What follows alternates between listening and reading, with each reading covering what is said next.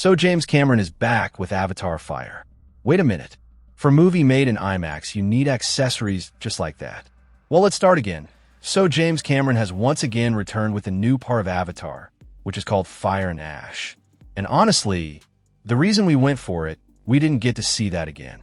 I mean, imagine if Tom Cruise had popped in for a cameo, doing stunts in full Gnostics makeup, dangling from a banshee instead of a helicopter. Now that would have been something in this movie. Anyway, if we move forward talking about the movie, its light synopsis is the same as what you saw in the last two films.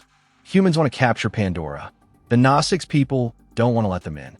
In the middle of this whole war, Jake Sully and Colonel Quaritch have their separate rivalry going on. But now the stakes have increased because Jake's family is involved. Sounds familiar, right? Yes, the whole movie will feel like déjà vu. Because more or less Avatar, Fire and Ash tries to repeat the same formula that the last one or two movies have been doing. Meaning, the visuals are absolute fire, but the plot is a little ash. Speaking of visuals, look, I saw the movie in IMAX 3D, which was absolutely brilliant.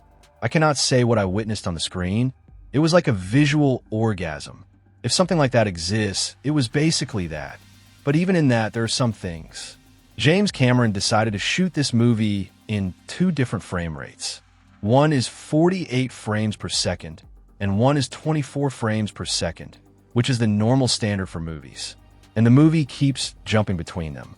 Think of it like this. When you watch National Geographic or other channels in 4K Ultra HD quality at 60 frames per second, it gives you that documentary-style feel. This movie also feels like that in some places. And I understand that they wanted to give that same feel. It feels a little closer to realism. But then, many scenes inside closed rooms, inside labs, are also shot at 48 frames per second, so they move quite fast. And if the movie runs for 3 hours entirely at 48 frames per second, you get used to it. But then suddenly, some scenes are at 24 frames per second, so they feel like slow motion. The movie keeps jumping between these frame rates. Maybe because the visuals are so good. Many people won't even notice this. But for me personally, it was a slight immersion break. Still, yes, the visuals as usual are spotless. Tiny fire particles, water.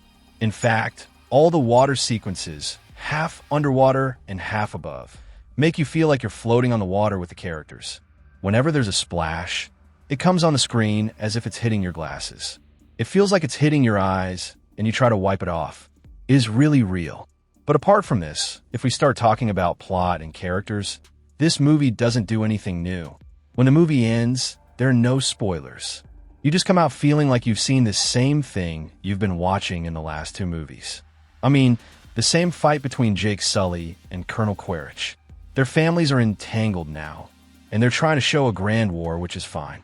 It looks good too. As I said, visually it's excellent. But story-wise, it doesn't feel like you're moving forward in the character's journey with him. The movie goes from point A to point B, and then jumps back to point A. And because of this, the most interesting part of the movie is its actions. By action, I don't mean fights. Wherever a character is trying to perform some action, riding a creature and flying, swimming underwater, basically anything visually dynamic. Wherever someone is trying to move, it looks good. But whenever conversations between characters start, that was the boring part for me. Because I wasn't interested in that. I knew what was going to happen. So just get on with it and start doing it. So overall, Avatar Fire and Ash felt like a good movie to me. And if I have to rate it on a mocktail meter, I'll give it a go for it. The reason is very simple. We probably don't go to Avatar for the plot. We go for the visuals, which this movie delivers superbly. Other than the frame rate issue, I didn't feel anything worth complaining about. But yes, just manage your expectations knowing that visually, you'll get to see something amazing. If you're expecting unpredictability or some insane, mind-boggling plot twists, then, so yeah, that's about it. I'll see you in the next one. If you love this review, roll the credits with a like, share the reel, and ring that bell for the sequel.